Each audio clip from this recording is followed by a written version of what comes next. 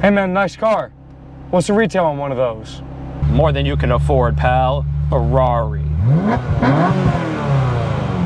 Yeah, me too.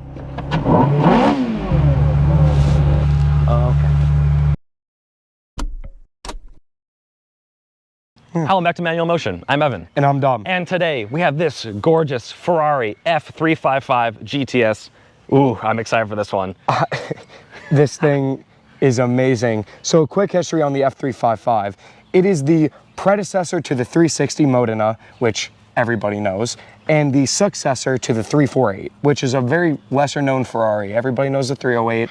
Yeah. Nobody really knows the 348. Yeah, but this came right after that. In 1995, started production, and in 99, so it's right in that prime 90s spot.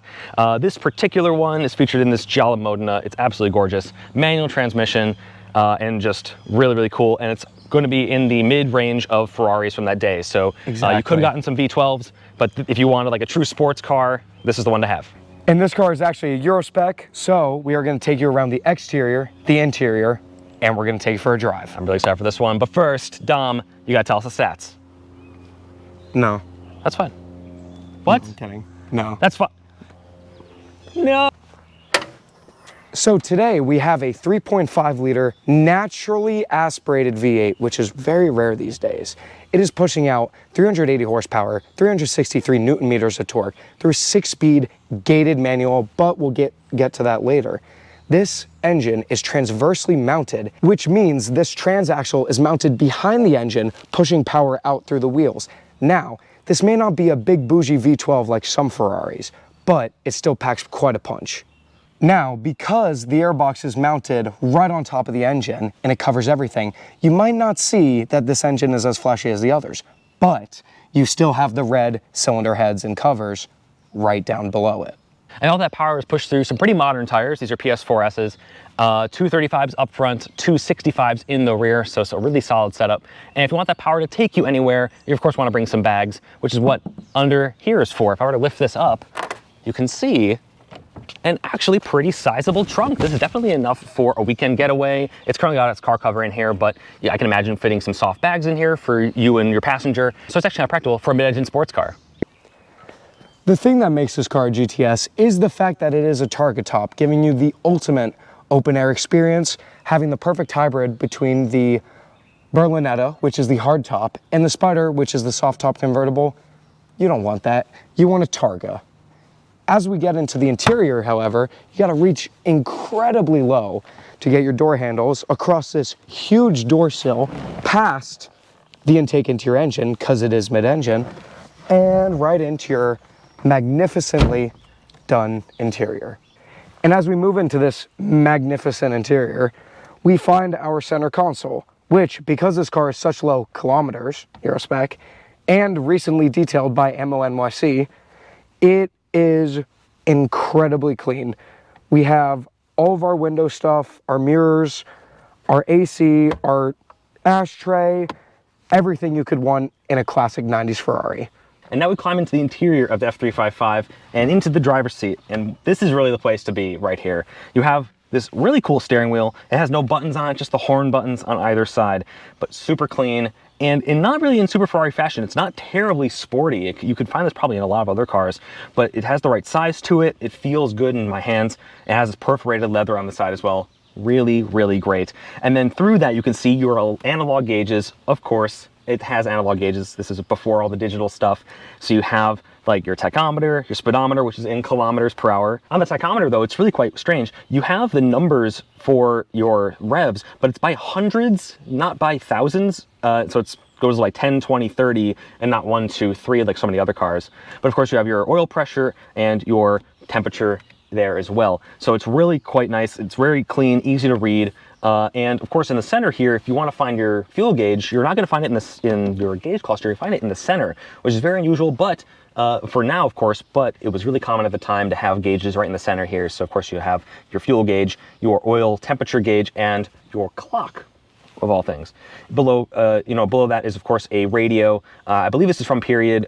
If not, I'll leave a correction somewhere on screen right now. But this is, not really something you're really interested in because the engine sounds so good. Take a listen.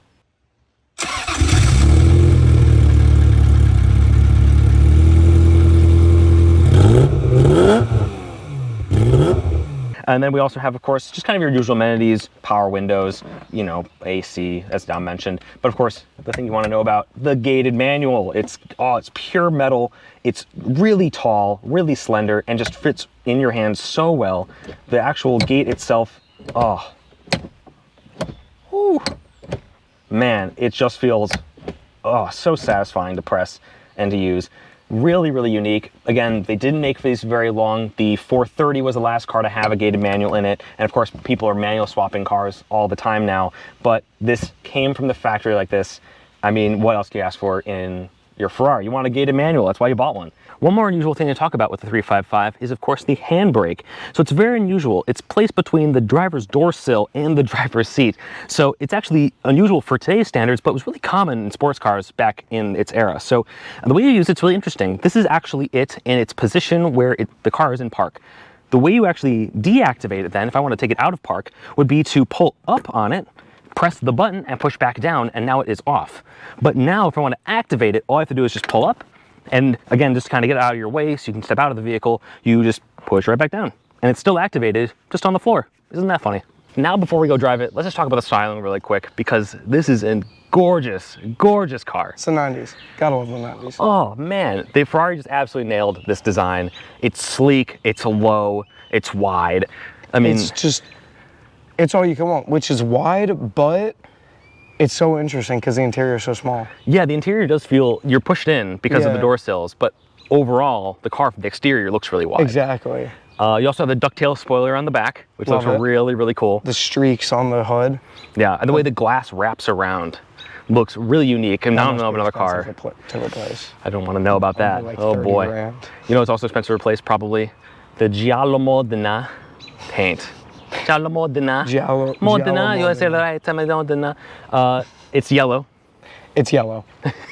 It's a good yellow. It's Ferrari yellow. It's fantastic.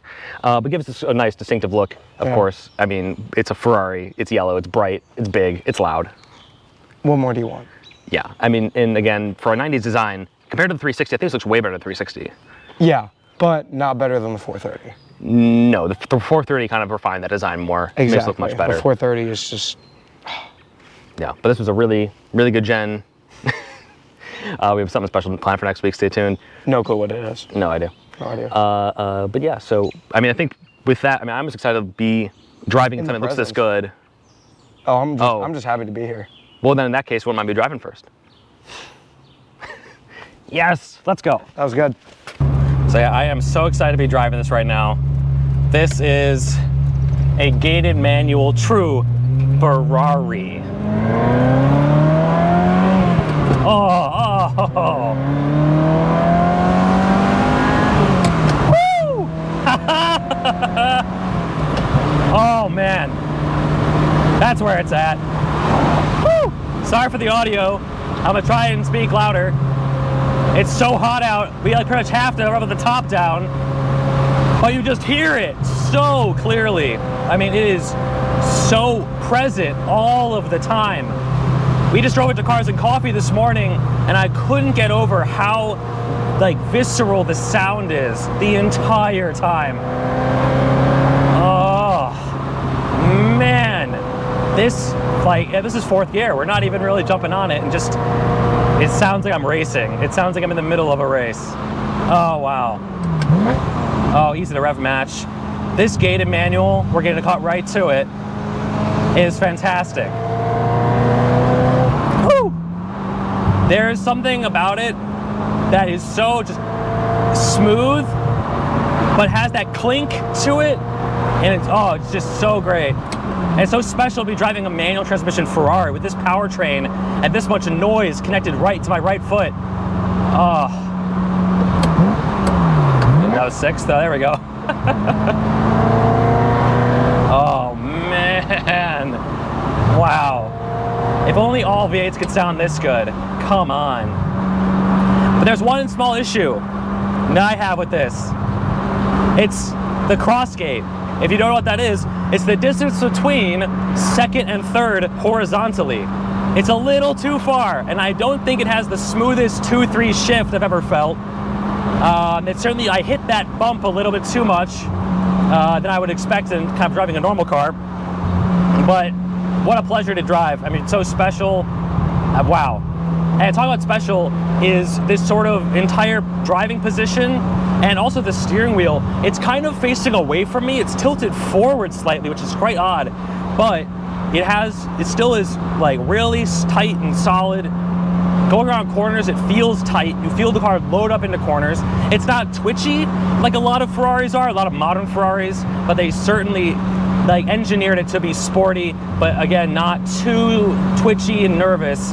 So I don't think I can drive it. I feel like I can drive this a lot. The seats are really comfortable. This leather is really nice. A lot of support. It doesn't feel like a GT sport seat that's really thin and like makes you want to kill yourself. It's just so solid. And again, the power delivery, if I were to go ahead and go from 5th to 4th and then to 3rd, oh man, the noise this thing can unleash rivals some of the best, man, some of the best. And also the visibility, I'm not hurting for it. It feels good. Again, I feel like I drive this pretty often. There are a couple other things though why maybe you shouldn't, at least for this car specifically. The pedals, at least the gas pedal, I think since it's a cable-driven throttle system, it doesn't have the best like initial push in. It feels like it's stuck, and you need to push through that stuck point, driving it smooth pretty difficult. So I would say that's maybe something that I would look into for this car. I'm not blaming the car; it could just be this particular one like that. But again, that's something I'm just noticing. And the pedal box is narrow, it's very small. If I had bigger feet or wider shoes, I wouldn't be able to actually fit my feet in here. And it's slightly offset, it's pointed a little bit inward. Not subtracted from the driving experience. Actually, I'm enjoying the fact that it's a little bit weird. It's a 90s Ferrari, so you get kind of a different experience. We've driven a lot of Ferraris. We've driven the 812, which is one of my favorites, the 458 Speciale we've driven. I mean, and this one is unlike any other. If you wanted a Ferrari, but not the modern thing and all the tech, this is the one. Just be prepared to do a lot of maintenance to it, you know? I think with that, I'll call it here. Man, this has been fun. One more time. Oh, man, it's fast. But you knew that. Oh, man. Wow, top open, sun shining. Nothing better, man. Nothing better. Let's kick it over to Dom, see what he thinks.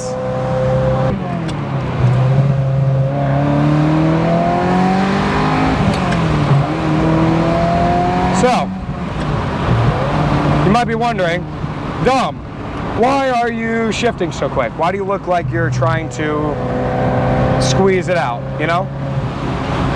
Well, viewers, you have to shift this car quick. Oh, that V8, the steering is loose. Right, back to the engine and transmission.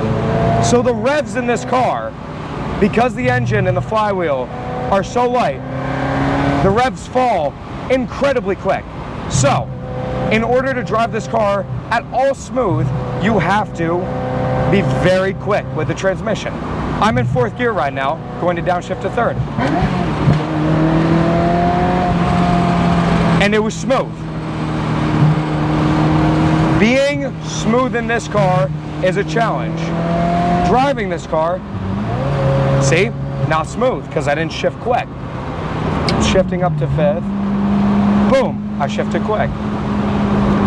I absolutely love this car right now. It's not as stiff and as like twitchy. It's more, I wouldn't say floaty, but there's not a lot of weight over the front end, which I don't mind. I don't mind at all. But the action and experience from downshifting in your Ferrari F355, 5th, 4th, nice. 3rd,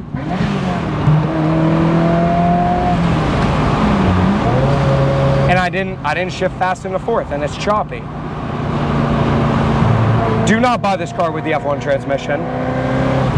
Buy the gated manual if you can. See? You gotta shift quick, and I have to remember that. This is a Euro spec car. I love Euro spec cars. I love everything about them. I love how the gauges, your fuel, oil temp, and clock are facing you.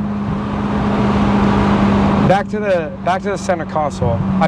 Center gauge cluster. It is so analog and so good. Oh, Golf, love that. So analog and so like white and old. It's so not white, but actually white. But the steering wheel is tilted away from you. The pedal box is tilted in. It's a different type of car. It's a different level. The crossgate on the shifter, I want it to be a little bit smaller. Going from 5th to 4th downshift, you might accidentally go into 6th, which is fine. You're not going to money shift it, because if you do, you're screwed. And you're gonna owe Ferrari about 20K. But I'm sitting relatively close, but I'm relaxed. I'm very comfortable. These seats are bolstered. They're amazing. I have a lot of visibility because target top. Downshift. Nice. That was a good one. But it's not a very difficult car to drive. You just have to pay attention. You have to know what you're doing, if that makes sense.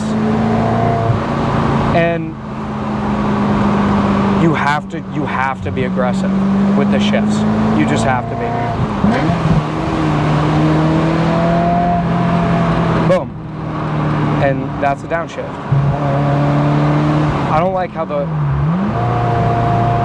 the accelerator pedal, you push it and it doesn't move, then you push it a little harder and then it does that. I don't exactly know if that's a Ferrari thing or if that's a this car thing, but I don't love that. Otherwise, this car is, the steering does weight up at higher speeds and it is very nice. And the fact that this car is a mid-engine, I mean, you're gonna have great handling. You are always going to be chasing revs in this car. I mean, I know I am right now. I'm just cruising between third and fourth gear because I just want to hear that 3 to 4 grand RPM. I'm gonna downshift through this tunnel right here and give you guys a little bit of sauce. Let's see if Evan does it. I didn't time it right. Oh well. But that was a good downshift. That was a good one. Well, anyways, I can't explain how this car, it is an event and it is an experience, and by far one of the best Ferraris ever made. All right guys, and that was our review of the F355 GTS. Absolutely amazing car. I'm still shaking. I'm still just, It's such a thrill to drive and such a thrill to be around. This is such an iconic car in so many different ways, and especially in this yellow, it just pops so hard. Our first gated manual we've ever reviewed, so that was really exciting. We hope you enjoyed. This is so much fun. And it's really funny because it's idolized for your generation because of the Fast and Furious movies. Just, it was the car. It was the Ferrari besides the Testarossa. Exactly. I honestly can't even think of a way to make this better, except maybe like, what about no carpets? And what if it was like, still had a V8? That'd be kind of cool. It's almost like are you alluding to something? I think so, actually. I think we're looking at it right now. But you'll stay tuned for next week for that. Thank you for watching this one. Really appreciate it. And we'll see you next time. Next time on Manual Motion. Hey, the light's been green for a minute, man. Oh, shit.